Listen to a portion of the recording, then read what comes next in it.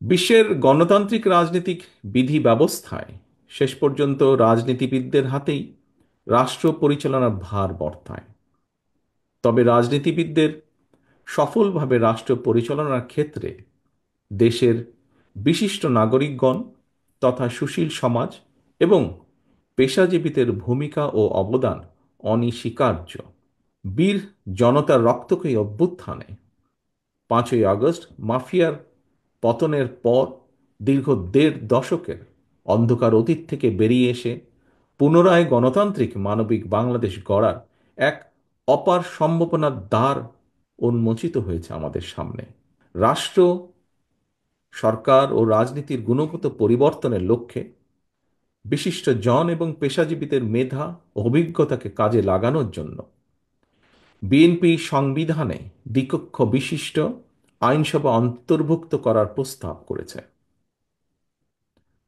সম্মানিত অতিথিবৃন্দ, ঘটনাবহুল রাজনৈতিক জীবন এবং সরকার পরিচালনার দীর্ঘ অভিজ্ঞতার আলোকেই mother of democracy Begum Khaleda Zia 2016 সালে ভিশন 2030 প্রস্তাবনায় সংবিধানে দ্বিকক্ষ বিশিষ্ট আইনসভা অন্তর্ভুক্তকরণ কথা উল্লেখ করেছেন। 2022 সালে বিএনপি সহ গণতন্ত্রের পক্ষের সকল দলগুলো মিলে একত্রিত হয়ে 31 দফা সংস্কার কর্মসূচিতেও দ্বিকক্ষ বিশিষ্ট আইনসভা বাস্তবায়নের প্রতিশ্রুতি উল্লেখ করেছে। আবারও এই যে দ্বিকক্ষ বিশিষ্ট আইনসভার প্রস্তাবনা, এটিও কিন্তু রাষ্ট্র, সরকার ও রাজনীতিতে গুণগত সংস্কারেরই একটি বড় অংশ। সম্মানিত অতিথিবৃন্দ, সুতরাং বর্তমানে সংস্কার এবং নির্বাচনকে দৃশ্যত যেভাবে মুখোমুখি করে ফেলা হয়েছে, এটি নিঃসন্দেহে রাজনৈতিক উদ্দেশ্যমূলক।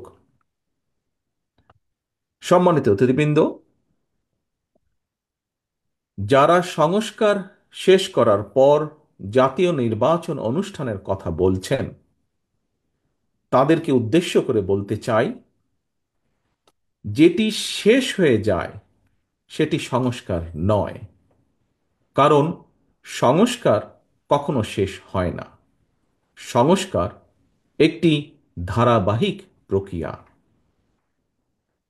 দেশের বর্তমান সংবিধান, যেটিকে ইচ্ছে মতন কাটাছেঁড়া করে পলাতক পলাতক স্বৈরাচার প্রায় তাদের দলীয় সংবিধানে পরিণত করে ফেলেছিল, সেই সংবিধানের 65 অনুচ্ছেদের 2 দফায় লেখা রয়েছে, জনগণের প্রত্যক্ষ ভোটে নির্বাচিত জনপ্রতিনিধিদের নিয়ে জাতীয় সংসদ গঠিত হবে।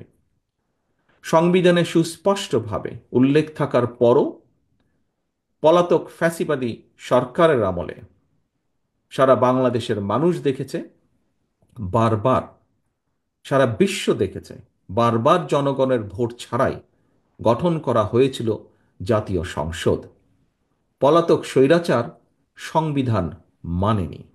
জনগণের গণতান্ত্রিক চর্চার মধ্য দিয়েই কেবল সংস্কার প্রক্রিয়া টেকসই এবং সফল এবং কার্যকর হয়ে উঠতে পারে। সম্মানিত অতিথিবৃন্দ, দেশের রাজনৈতিক অঙ্গনে গৌণ ইস্যুকে মুখ্য ইস্যু বানাতে গিয়ে নিজেদের অজান্তেই ফ্যাসিবাদী বিরোধী জাতীয় ঐক্যের মধ্যে সংশয়, সন্দেহের জন্ম দেওয়া হয়েছে বা হচ্ছে।